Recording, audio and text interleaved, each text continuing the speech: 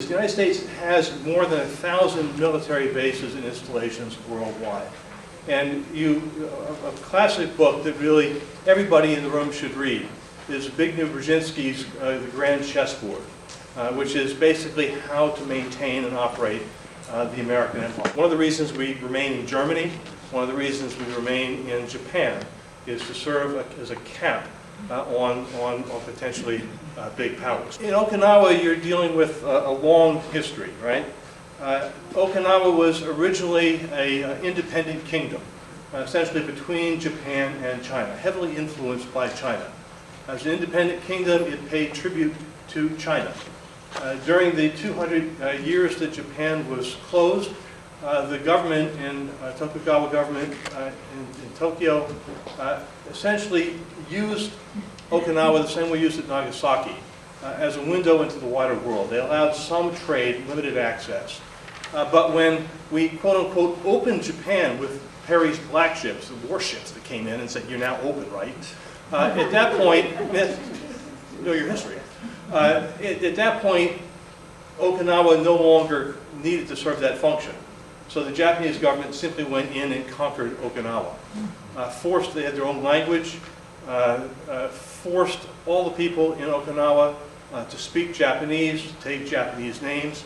And in many ways, it's not entirely unlike the situation in Puerto Rico. Throughout the Cold War, it was used to contain both the Soviet Union and China, but also as a jumping off point for wars and control in Korea, Southeast Asia, especially the Vietnam War, and as far away as the Middle East. Well, the Cold War is over, and now it serves to contain China and Russia, and to serve as a jumping off point for wars and support of wars in Korea, Southeast Asia, the Pacific, the Middle East, and even Afghanistan. The dark brown there, those are U.S. bases in Okinawa. You see Okinawa, you see the bases. Imagine if that proportion of Manhattan or New York were occupied by Chinese or German military bases, what you might think. U.S. hostility to North Korea has a long history, as we all know. Korea was divided in two at the end of the Second World War after 35 years as a Japanese colony. Soviet troops occupied the north, while the U.S. Army occupied the south. Both Russian and U.S. imperialism crushed every sign of resistance and established loyal regimes in their halves of the peninsula. Having received approval from the Russian leader Stalin, North Korea's Kim Il-sung began a war to establish a United States on the peninsula in 1950. And it was when the U.S. and China intervened that the Korean Peninsula became the battleground for a proxy war between the imperialist powers. This resulted in the death of an estimated 3 million Koreans. What the U.S. has done over the years has used the demonization of North Korea as a means of dealing with the post-Cold War order in Northeast Asia.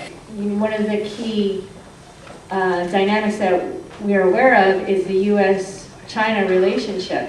And so North Korea, remains a pawn in that because of its geographical location. And so the continuing Cold War culture is happening because now the U.S. is competing with China economically. To show you the tenor, the general ambiance of what it means for a U.S. presence, for the U.S. military to have a base in an undeveloped, weak, poor country. Here is a very nice picture.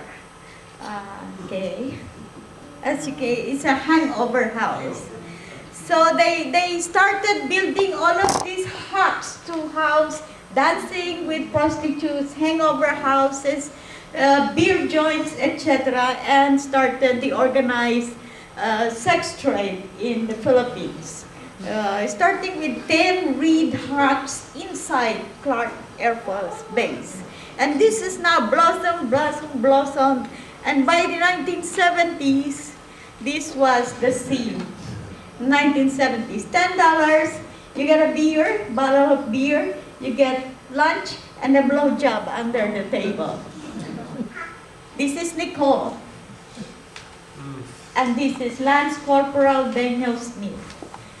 Nicole, who is 22 years old, very pro-American, went to celebrate her graduation in Subic area, and met 4 U.S. troops. Ended up being thrown out the following morning, half naked, semi-conscious, out of a van. And as eyewitness said, she was thrown out of the van like a pig. And so, celebrated case of rape. This girl fought like crazy. She fought for a whole year to get the case to court. And Lance Corporal Daniel Smith was convicted and sentenced to 40 years. And the whole nation went, wow, wow, first time ever, in 100 plus years. And he spent 30 days in a Philippine jail. 30 days. In the middle of the night, you know, this was near Christmas, people were celebrating, and the government personnel took him out of jail and brought him to the U.S. Embassy.